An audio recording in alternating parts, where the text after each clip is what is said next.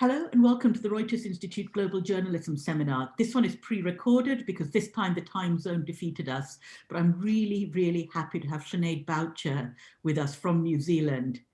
And because it's evening in Oxford and the rain is pouring down outside, this also feels a little bit like a fairy tale. Sinead is the woman who bought the #1 ranking news and media site in New Zealand, the 6th most visited site in the country, even ahead of Twitter, for $1, $1 New Zealand dollar last summer. And then barely a month later, just after the purchase, she announced that they were walking away from an audience of over 1 million followers that they had built on Facebook and Instagram.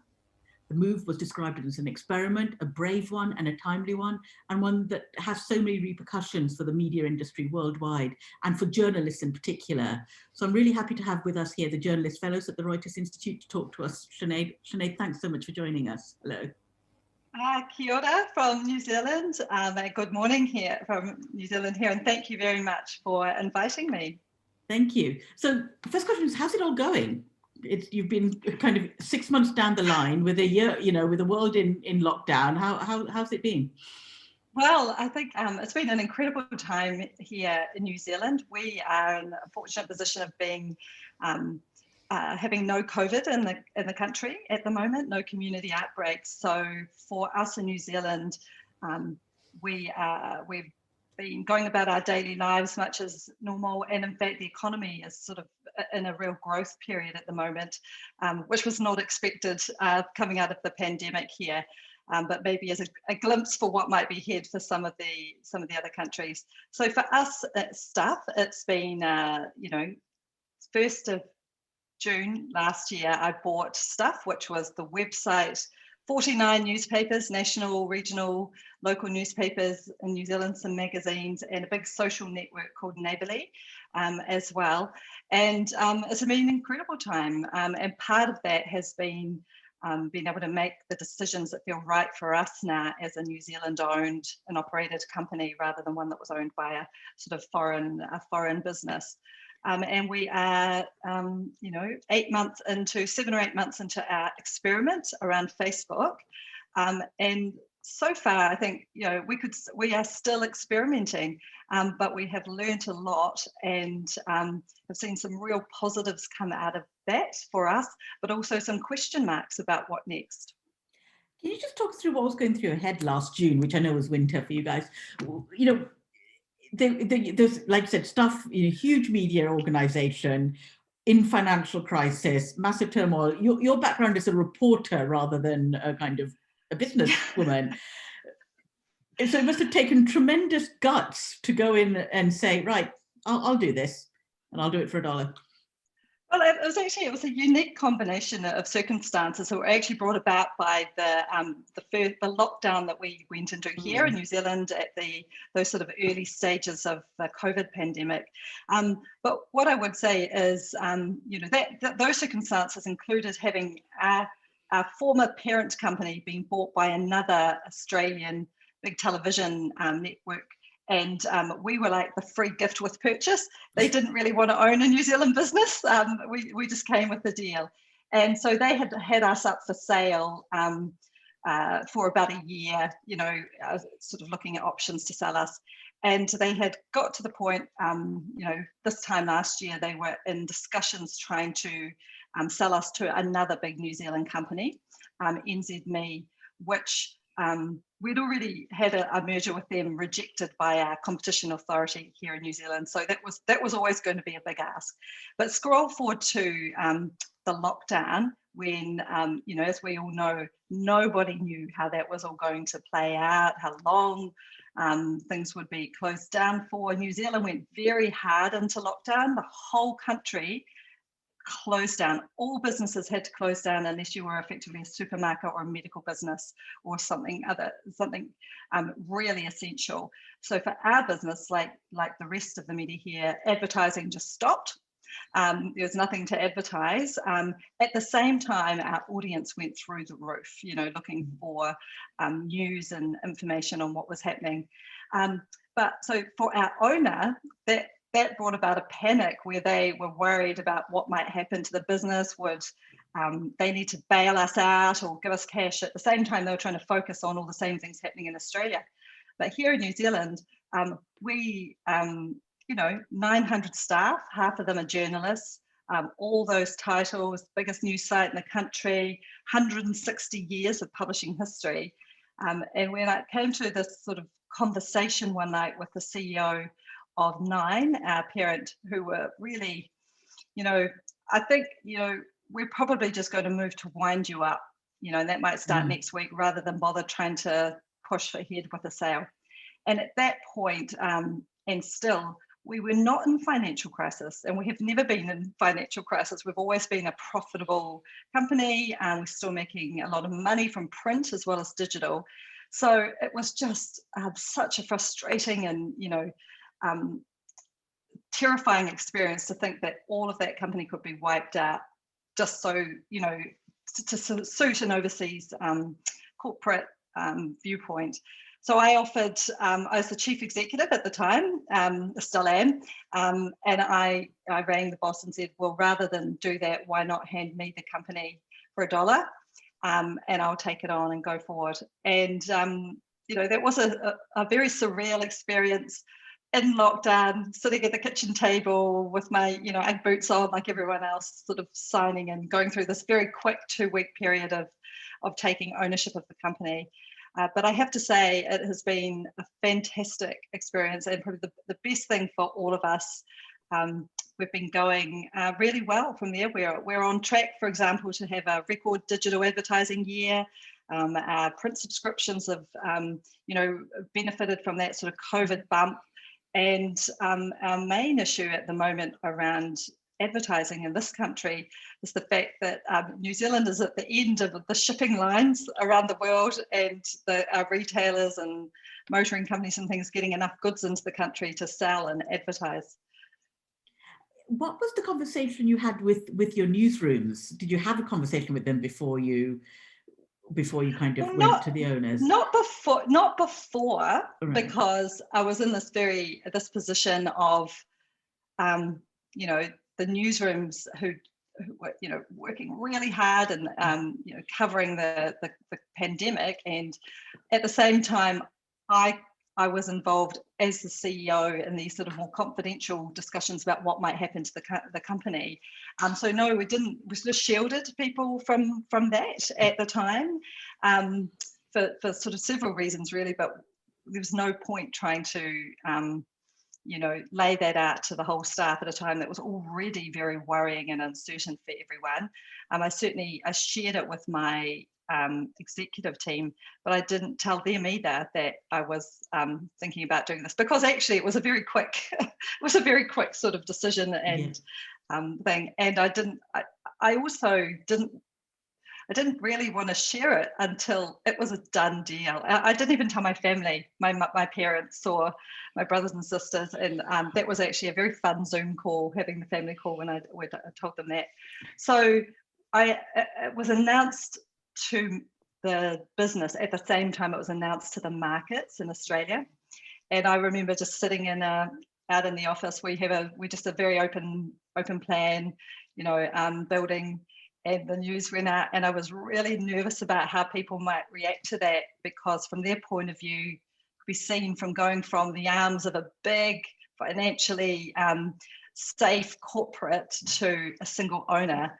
And I thought that might be worried about it, but it was completely the opposite. We had tremendous response from the staff, people coming up to in tears and to hug me, and big whoops and cheers. So that's been really good, and that's carried through in terms of the support we've had since then.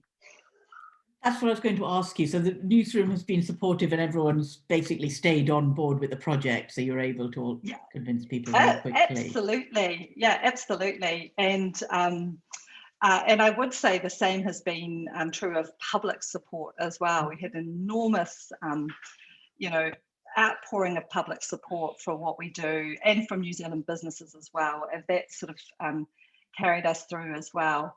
I think married up with that, this sort of change of ownership, because it's even though we're, the biggest news organisation here in New Zealand, it's the first time we've actually been owned in New Zealand as a group. And the change has given us the chance to make the decisions we want to or think are right for operating in a New Zealand context and through the New Zealand lens versus, the lens of overseas owners who may see things differently or through what's happening in their part of the world. And I want to ask you a lot more about that in particular, but can I ask you how that relates very specifically to the journalism, first of all? Do you feel that the journalism that your outlets have produced has changed?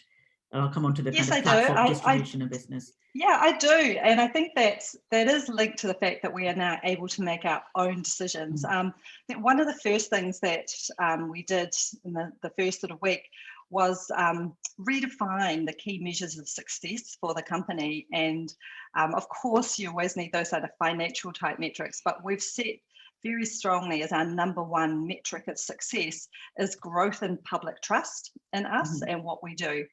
And we've got a whole range of measures to actually measure that over time and keep ourselves accountable to that. And that change has really given the journalists a kind of chance to really focus on, why am I producing this work? Will it build public trust, or does it risk diminishing it? And change the conversations in the business and the decisions that would be made when you're sort of looking at everything through that lens. And we were also able to do big projects. Later last year, we published the culmination of many months' work of a project called Our Truth, which was an examination of our publishing over the last 160 years, and whether it had been racist, whether it had affected the relationships, perceptions, public understanding of the Maori people here. And that was a very powerful undertaking to go through as a business, not just the journalists, but the rest of the company, to look back on our history and what we had done. And that culminated in, the editorial teams making a public apology for some of the work that we had done and the stereotypes that might have perpetuated, not 100 years ago, but 20 years ago, 10 years ago. And it helped us reset again, what our role is in New Zealand and who we want to be, and what we want our readers and New Zealanders to perceive as our role in New Zealand life. And did that thinking play a role in your decision to basically come off Facebook? Because New Zealand, after the Christchurch shootings, I think everyone in New Zealand had a really deep conversation and deep thinking about the role of social media in public life and in private life and the impact it's having on society. Yeah. And I think it's a different conversation to one we've had in the UK, for example. Yeah. It absolutely did. And just for everybody else's sum up, in March 2019, there was a terror attack in Christchurch where a gunman shot and killed 50 people at a local mosque in Christchurch, injured many more. It was an incredibly shocking event here in New Zealand and globally. But alongside that was the fact that it was live streamed on Facebook. He live streamed the whole thing on Facebook. And so as part of the reaction to this terrible event, there were a lot of questions about how this could happen on Facebook. Children were watching it, and a feeling that there was a deeply unsatisfactory response from Facebook about what they would do to prevent it ever happening again. And at that time, like most companies, media companies, we had a strong social focus on Facebook, among other things. We did paid boosted postings, we posted organically, etc. And we thought we're going to stop our advertising here because we didn't feel it was right to directly fund a platform that allowed or facilitated the live streaming of an atrocity, or, among other things. Essentially, we thought we're a company that's built on a very strong code of ethics from our newsroom, it was really uncomfortable for us to put that against putting money into a platform that in many ways you could say was opposite to that. So we paused that, we've stopped advertising in March 2019. And I have to say that action of not paying anything to Facebook had zero effect on our traffic, on anything to do with us. None, zip. You know, we were prepared for it to be a drop in our audience, but it had no effect at all. And again, it gave us this sort of feeling that, you know, then we should perhaps think more about what our relationship was with these big platforms, and what we may, you know, making our own decisions for ourselves rather than feeling that you have to be caught into this, you know, cycle of always trying to drive these social audiences. So we scrolled forward to this year. You know, again, the sort of the context of coming into COVID, all the misinformation and disinformation swirling around that. You know, slightly later, but in the same year, we had all the kind of Black Lives Matters and the rise of sort of pushback against the content that was being shared on social then. And internally, we had set this metric of growing public trust, and we discussed about how does that sit against still, you know, participating in this platform that was, you know, profiting from spreading disinformation and misinformation. And we decided to do a quiet internal trial of just let's just pause and stop posting anything into that platform and just measure what happens.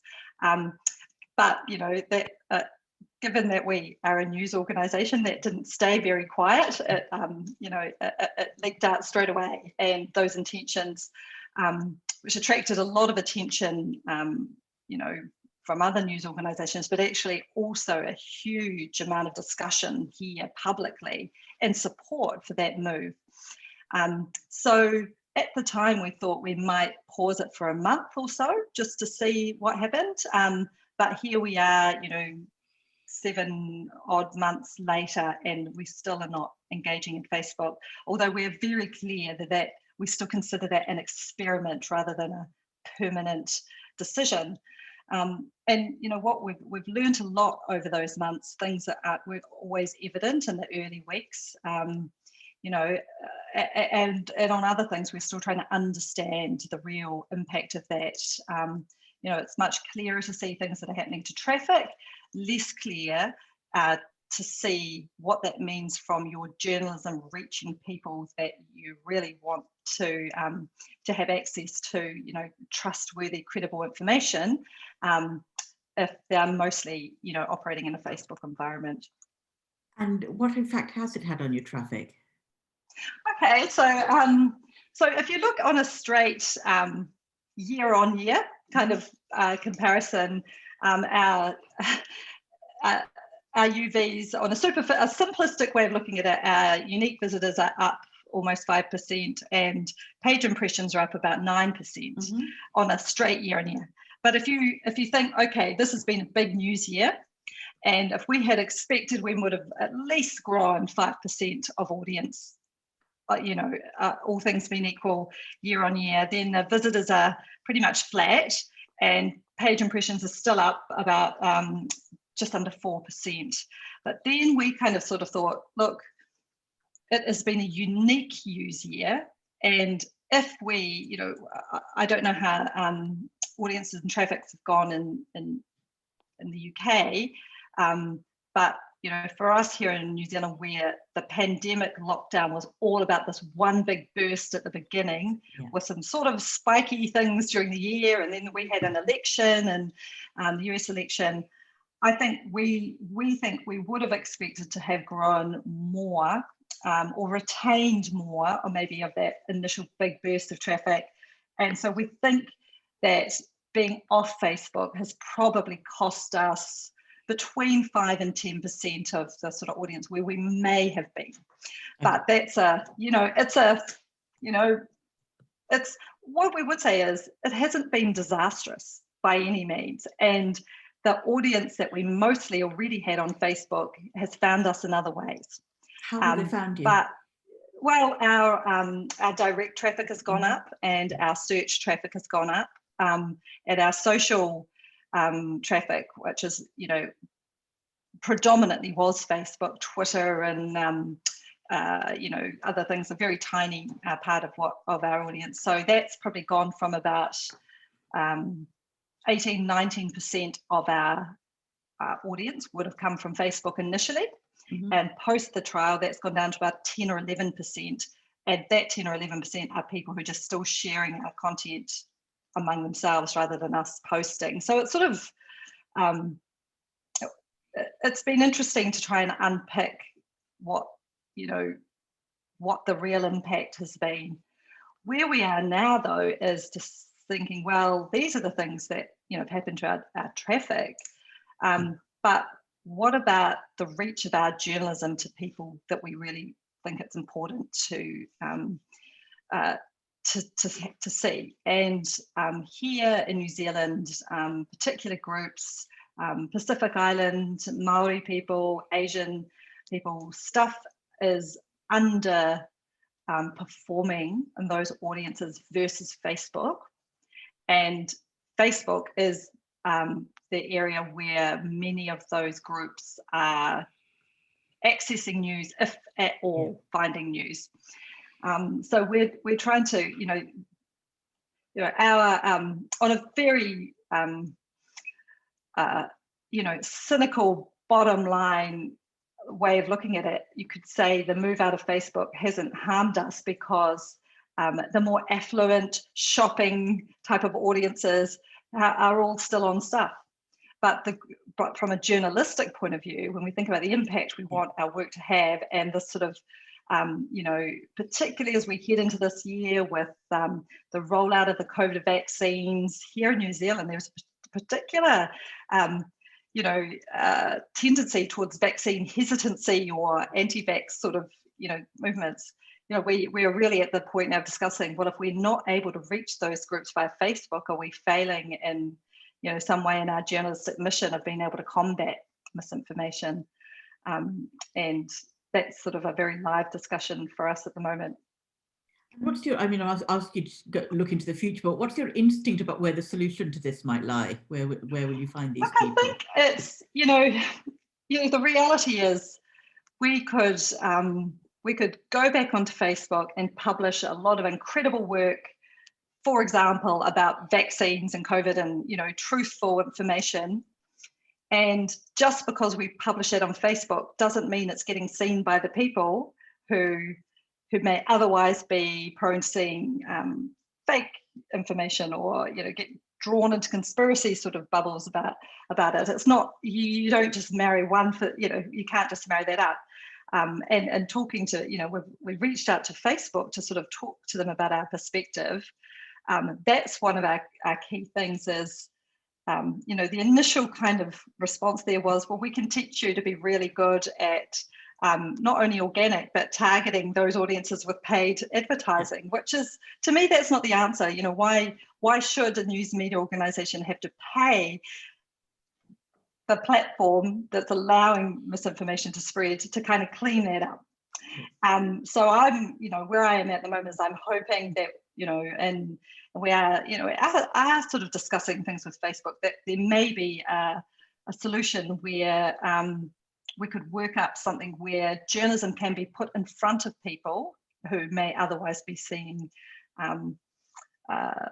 untruthful information or by one-sided information as a public good, rather than as some you know, paid targeting kind of thing. But I don't know where that's going to go. But I think the thing that's become really clear to us is, without Facebook, and I should say, when we pause Facebook, we also pause on Instagram or, you know, WhatsApp, anything to do with that company. There are very limited other ways for actually going out and targeting audiences that you do not already have on your site. So it's, you know, there's been so many positive things for us come out of not being on Facebook. We had, you know, a huge amount of public support. We saw a big spike in people.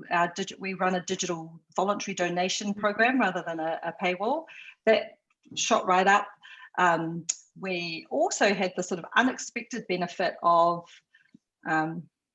you know, we used to get lots of complaints about the toxic comments on our stories, and you know, the sort of redneck kind of trolling approach, and we often struggled to marry that up with what we were seeing on our site, where our comments were all moderated and things. And as soon as we paused on Facebook, all that dried up, and it became clear that that activity was actually happening on Facebook, on the comments on our stories, rather than something we were facilitating on our site. And we had, you know, we've had a lot of emails and calls from people who talk about how much better their life is now that they're not being trolled through, you know, public figures, or who are not being trolled through Facebook. So there's that side of it. And then the other side of it is, you know, we are in an era where I think access to truthful, trustworthy information is more important than ever. And we've all seen how things have played out in the US and around the world, and other ways when that has not been the case. How do we make sure that we can get that to reach the people who may most benefit from seeing it? So yeah, so I would have to say, if you ask me to think where will we be in a few months or 6 months, what's the answer? It is probably as hard to see a continuing world where we have no engagement at all with Facebook. But we're really trying to find a way that can kind of work. And it's not about trying to get more traffic. It's not about, you know, any of that stuff. It's about how do you combat the sort of vacuum of information, of trusted journalism in the right areas. And there's a few questions from our fellows, one from Peter in Hungary and one from Christina in Indonesia, both really asking about Facebook's reaction and your relationship with them. So first, when you stopped the advertising, and certainly this year when you launched your experiment, was there a reaction? Was there a pushback? Because I think a lot of the journalists in all these countries kind of struggle to get any reaction from Facebook. It's just a blank wall. So I would say that kind of not really that much reaction. And in here, you know, we're in New Zealand too. We're not like the centre of the universe for a lot of these sort of you know, for Facebook's interest. But there was, I think, I would characterise the early reaction as in, oh well, let us you know, look, we can show you the things that you could do. We could do to help you monetize within Facebook. But for us, it wasn't about that. Yeah, it was about this question of trust and trustworthy journalism, and the relationship that needed to have with Facebook. So we weren't really speaking in the same language. And then now do you feel you are? Well, we've sort of reached out to them again and tried to, you know, and I think they understand our point of view. Whether that lands in anything, you know, we're still, you know, we're talking. So yeah, I suppose it's are you talking to people in Silicon Valley? Are you talking to representatives in Mark Zuckerberg hasn't called me. No, much more of a regional discussion. Yeah, I mean, much more of a regional discussion. And you mentioned that a lot of your traffic now has started coming from search. And do you see kind of Google and Twitter's role differently here? Yeah, well, I mean, here in New Zealand, stuff is far bigger than, so above us on the, you know, so we would be Google and Facebook, effectively, including YouTube, you know, those sort of companies. And then under us would be Twitter, LinkedIn, anything else, you know, all those. So Twitter here is very small in its impact for here. It's very much seen as the platform where all the journalists and PR people and public servants and people, you know, talk a lot to each other. It's not seen as a real audience acquisition funnel for us. Yeah, it's in search. I think it's been interesting to see that actually there's probably a big proportion of our Facebook traffic were people who may have already consumed stuff by coming to us during the day, and then sometimes clicked on things on Facebook as well, rather than that was necessarily the only place they were seeing it. So I think that's why we've seen a bit of this growth in direct traffic. So our direct traffic is about 50% roughly now, and search is about 30%, and then social and some other things, you know, the other bits and pieces wrap up the rest of that. that compares to about direct being about 40%, search being about 22%, social being about 20% beforehand. And is more direct traffic one of your goals? Well, it's not necessarily one of our goals, but it's a really good thing for, the more that people want to have a direct relationship with us, the better. So we've definitely been focused on building that. I think I'm not really sure what, things may be in the UK or elsewhere, but in New Zealand here, that's a very strong direct relationship. So it is, yeah. The BBC is the only organisation that has, that can rely reasonably strongly on direct traffic. Everything else is a lot through search and social. Just one question on Facebook, then I want to move on to trust, which I think is really important. But when you cut the advertising spend, it's a question from Tor Kristoffersen in Norway. When you cut the advertising spend with Facebook, did you reallocate that spend elsewhere? I know this was before your buyout, so it's a different world. No, and I was still the chief executive then, so I was still running the company.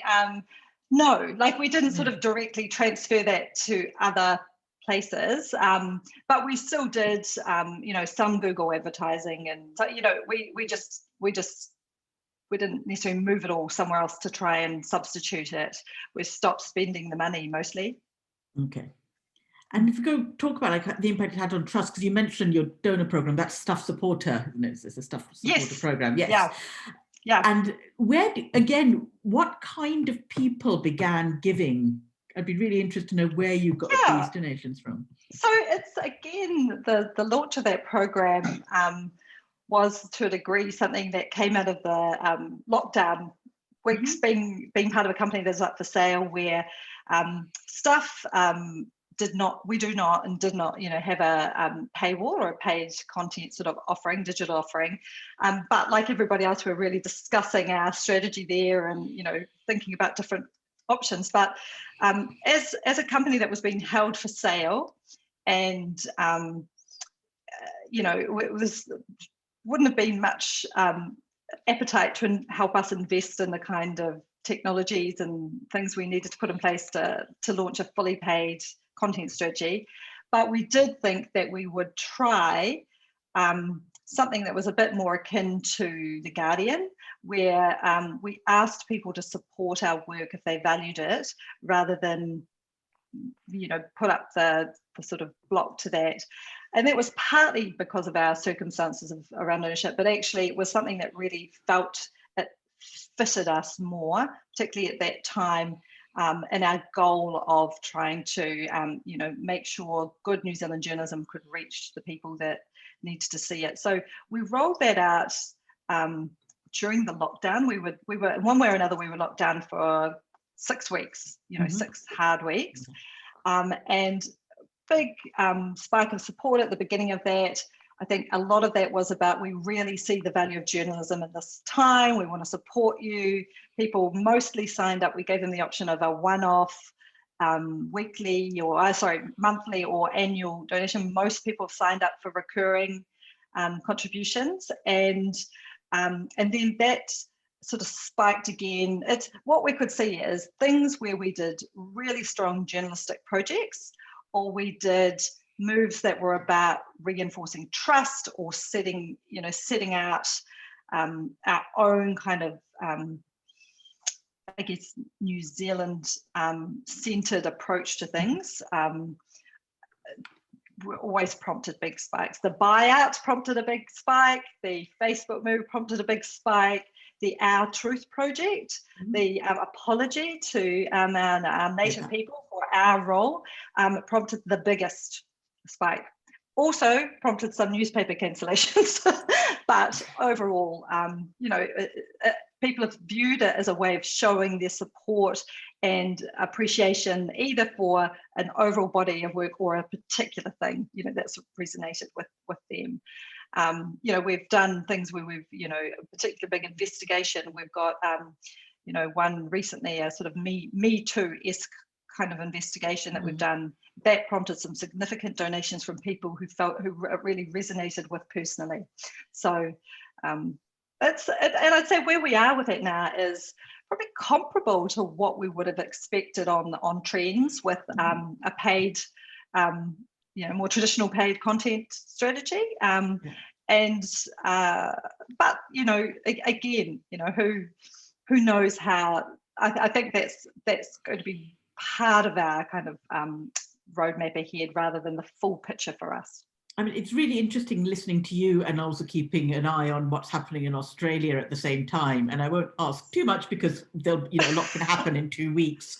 But what's, you must be relieved to be out of that debate right now. We are really watching it with interest, because New Zealand and Australia are very close. They're sister countries, but we also, our legal, regulatory frameworks, our kind of just general societies are very similar.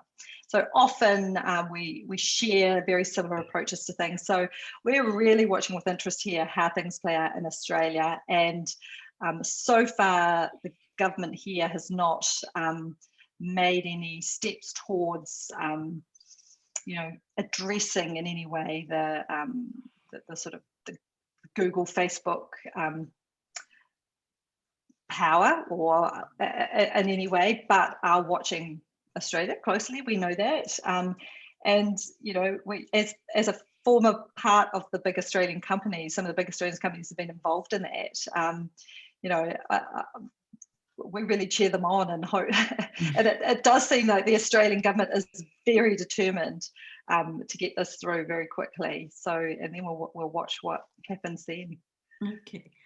What would you like to happen in New Zealand in your ideal world? Well, I would love to see something similar here. And again, it's from that point of view of, being able to address this sort of massive disparity in bargaining power, and being able to, what I really want is to be able to sustain and nurture and grow journalism, and the impact that can have on democracy, both at a national level, but also locally, and the way that we live our lives here. And that is extremely difficult to do in the current environment, when we are operating under a very, a very tight, but correct set of rules around what we publish, how we publish, our defamation laws, etc. And we're up against the sort of big platforms that have operate with none of that kind of framework. And make it, control the access to audiences, control the technology through the advertising stacks, all those kind of things. So, I would love to see some of that come back to news publishers, to help them grow their ability and sustain their businesses over time. Which is the question from Bermet, which is, would you, I mean, you've shown tremendous courage and also kind of clarity of purpose and a kind of good reason for leaving Facebook. And would you encourage other publishers to kind of step away, even experimentally? It feels like a necessity now, or at least pause posting on it. I know things are, New Zealand is we're in a unique position. We're in a small country where we have a big presence. Like, it's not many countries where a news site is the biggest domestic digital brand. So, we have some advantages here, but I would certainly encourage people to experiment and to not be frightened of doing that, because what we have found out is, while we still have, for us, it's okay. We were prepared for a big drop in traffic that was corresponded with our social referrers. That didn't happen. We probably think we have throttled growth. What does that mean? But for us, the biggest question now is, what, as a journalistic organisation, how do we feel about the fact that there are groups of the population that, if we are not on Facebook, may not see any journalism? And even that's a complex thing, to sort of deal with. So I certainly would encourage the experimenting in a way that might be right for your market. It's been fantastic to, in terms of the internal debate and discussion, it's been very strong support for it from our newsrooms here, and a huge amount of public support for it. like that's been one of the overwhelming things for us.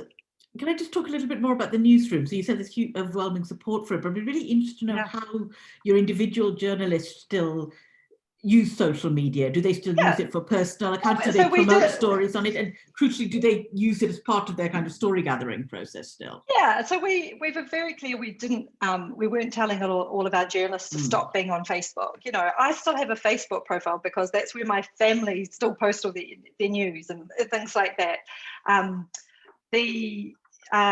So some journalists, I think they've more or less carried on as they would have before. Some of them really like to be very active in social media as an individual, and some of them not.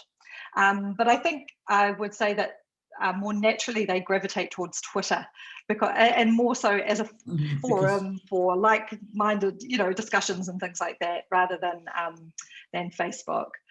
But they really liked the idea of, probably for different reasons, of withdrawing from Facebook. There were certainly some who worried about the impact of reach of their own work.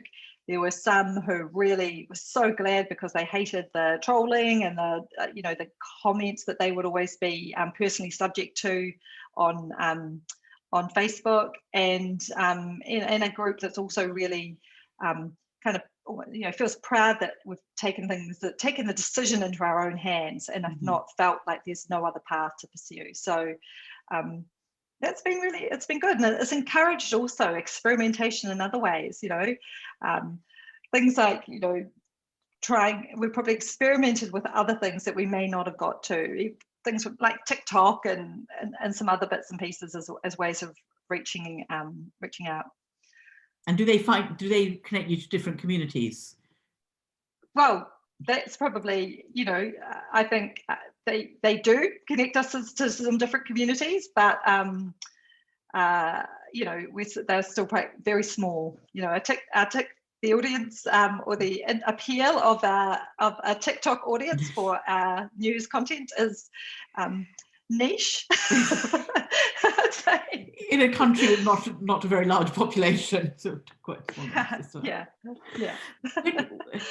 Again, you had been talking at one point about different models of ownership, including possibly a kind of staff ownership model, and also looking at building in a kind of charter for editorial independence. Could you talk us through a little bit of where you're thinking is? Yes. So we have, we're right in the thick of that at the moment, actually. From the beginning, I didn't, it sat uncomfortably with me to be like the single owner of this big news company that sort of almost fallen into my hands through the circumstances for several reasons, but one of them being I don't think that is a good thing when you've got so much reach and ability to influence. But also, I really wanted our staff to be able to share in that. So we are going to put in a scheme where we give part of the company to staff to benefit from and to own. We're just sort of working through the sort of final details of what that structure looks like. Come to realise that all these decisions which have never been in my past experience as a journalist or a chief executive, every different way of looking at those things carry some fresh tax permutation or some other complication. So, but we're not too far away now. And in terms of editorial charter, we already have a very strongly independent editorial setup, but we have launched and published a much stronger code of editorial independence and conduct and ethics, and put that onto staff and signed up to that. So I, as the owner or the chief executive, cannot direct the editor in any way. That was always a part of our, here in New Zealand, we've always had a very centrist, independent media landscape. We don't have companies that tend to sort of sign up to one political ideology or the other. It's so for us it was important to try and entrench that and put a stake in the ground about that publicly as well. And this must have also been part of your building trust project. Yes, absolutely. And there are other things, that we're doing along the way there. We've been accepted as a member for the Trust Project, the first sort of organisation in this part of the world. We are in the thick of going through the process to become a B Corp, which means, we'll be very clearly led by purpose as well as profit. And I think in the next few weeks, we expect to get the first sort of benchmarks back of where our baseline is on trust and how do we, public trust, and how do we, so we can keep measuring that and looking at the things that are helping to build that or diminish it. Because I really firmly believe that if news media organisations cannot build and sustain trust from the public, then we have no future at all. We have nothing. We have nothing else that can put us apart from the big global platforms. That is our area of strength. What metrics do you think are most important to measure trust for your organisation and for news? Yeah, it's like there's. I think where we landed is there are a suite of different things that not just trust from the public, but trust from our staff too, and what we do. So I think there are already in New Zealand, like I'm sure there are over there. Some of the big external research companies publish annually measures of the most trusted corporates and the most of the ones with the highest reputation. Stuff is already in the top 20 of those, but our goal is to become the most trusted organisation in New Zealand. At the moment, at the top of that list is an airline, a car company, and a chocolate company. So we think, why should we, a company based on this sort of trustworthy information, code of ethics, why can't we aspire to be up there if they are? So that's our goal, to become the most trusted organisation in New Zealand. So we have commissioned an external company to come up with a way of measuring quarterly and annually where we sit, and I haven't got the details of that right in front of me about exactly how they will do that, but it's sort of an external measure. And then internally, we will also be looking at what the role of sort of more traditional metrics like engagement and content and things like that. Actually, how do you build that up into a picture of what looks like trust? And then other things too tell us about trust, the sentiment of the kind of comments and contact we have from our readers, the comments that come in with when people are donating or subscribing about what role that plays there. What would you, I know it's only been 6 months, hasn't even been a year, but is there anything you do differently that you think from where you know now? Probably lots of things. I guess what I would say is I certainly have no regrets about buying the company. I feel we're in a strong position now. Look, it's been great for us, even though it doesn't take away all the overarching challenges that the media industry is facing and going through. It's been certainly much better for us here. I don't regret the Facebook experiment at all, although I am really,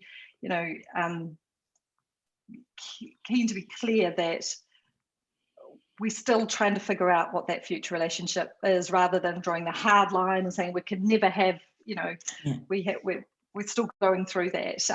That's longer than we have. Look, I'm sure there will be, if I reflected on it, things that I might have done differently. But at the moment, I think we're in a position here, I guess, in New Zealand where we all feel extremely fortunate at the moment, and we're just in our summer, and we've come through our election, we are living our lives, unemployment's dropped, all that kind of stuff. So we're mostly in a situation of feeling incredibly fortunate and looking forward to the year ahead. We're almost at time, but I've got two last questions, if that's okay. One which is kind of same question asked differently, from Mark from Kenya and Rachel from India, about funding models, basically. You've got a suite of media organizations, and you've talked about membership and you've talked about subscriptions, and then there's also the conversation about donor funded models and also kind of VC and, investor models. What would you think is the optimal way of creating a kind of financially viable media sector? Well, yeah, that's the $1 million question, isn't it, for all of us? And again, I think there is no one size fits all. I think the optimal way is where, underlying all of that is having a model where your customers, your consumers value your role in their lives enough to be prepared to pay for that. Here in New Zealand, a small population, we're 5 million people, we've just topped 5 million people at a pinch, brings its own challenges when you start to think about the economics of, well, we've got an audience of, about 1.5 million people daily. You trickle that down to the percentages from who might be prepared to pay a digital subscription, and they start to get quite small numbers. So for us, we definitely need a patchwork of things. So we really view ourselves as not just a publisher and with those kind of revenue streams open to us, but given our size and scale and reach, and the fact that we already have a high degree of trust here, opens up a whole lot of other things that we might be able to do to build new revenue streams. And for example, until fairly recently, we sold it. We launched an internet service provider. That goal was to be the very best customer service in the country, and we used our own marketing abilities and reach and things to sort of market that from scratch to become the fastest growing ISP here. It had the highest NPS levels, etc. And as part of the change of ownership, our former owner sort of sold those kind of things on. We also had an energy retailer in the mix there.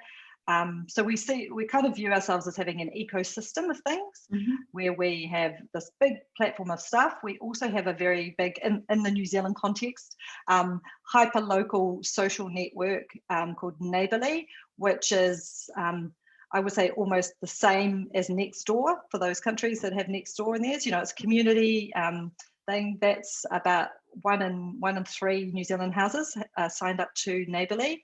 That gives us some other opportunities around classified advertising, small listings, those kind of things. So and for us, our print portfolio is still a strong cash generator of the company. So I think we see our future mix as a mix of real revenue around content, potentially other things, advertising still being very strong for us, and then potentially other sort of services and e-commerce sort of things that we're exploring at the moment. Thank you. You've almost answered the last question, but because it's from Jenny, who's from Finland, which is another small country, slightly bigger population, 5.5 million, I'm just going to ask it anyway, which is coming from another small country, we often struggle with the fact that our audience can support only so many media outlets. And what do you think are the most important questions that media companies should ask themselves now to keep themselves relevant in the future? Yeah, I think that's definitely the question that we have asked ourselves. And on one hand, where we enjoy a large penetration in the country already, we can't be complacent about that. Like, I think that's the thing we have to be. I think New Zealand is really well served by news media organisations. We have a really good state-funded television network. We have state-funded non-commercial radio, which is going quite strongly into digital. We have another, 2 or 3 big national companies and lots of small independent publishers. And there is only realistically so much money to go around to sustain that network. So we have to ask ourselves what it is what role are we fulfilling in people's lives? How do we keep ourselves relevant and important and valuable? And for us, I think we really see that has to be based around that kind of bedrock building of trust, because in a world where it's becoming so hard to know what's fact and fiction and real or not real, we have to stand very strongly apart from that as a place where people can trust what we're producing. And then I think we're looking very hard at that. How do we build in a way that is consistent with that approach of trust, the other ways of building money, of monetizing that audience and that reach and that trust, with data, with services, with different things. I think we have to really start to think about ourselves as there is not going to be one or even two paths to financial success in a small country with a small population. You're going to have to look at lots of different ways where you can encourage the consumer, to buy something from you, and it's not all going to be around content, particularly news. We're in New Zealand here, or in our company, we've got a saying that was born out of some national survey, years ago, on how people felt about different media companies, and that it all boiled down to the fact that they said news tastes like chicken. Like, it tastes the same everywhere. So we're, that's no matter how much we might slave over different things, for a large degree of people, it all kind of basically feels like the same experience. So for us, it's about, now we're in this new ownership, New Zealand owned, we've got a big local footprint. How do we set ourselves out and differentiate ourselves from the rest? Sinead, that's been amazing. I really want to know how you answer those questions, what happens with the Facebook experiment, and also, really importantly, how you do solve this issue of reaching out to the Maori and other communities, the minority communities. I think there are kind of, if you find the answers, there are things that are relevant to absolutely everyone. And I think a big part of that will be actually engaging those communities into what it is that we can do that is appropriate and help and relevant for them as well, rather than trying to figure it out on our own. Absolutely. Thank you so much for joining us. It's been a real pleasure.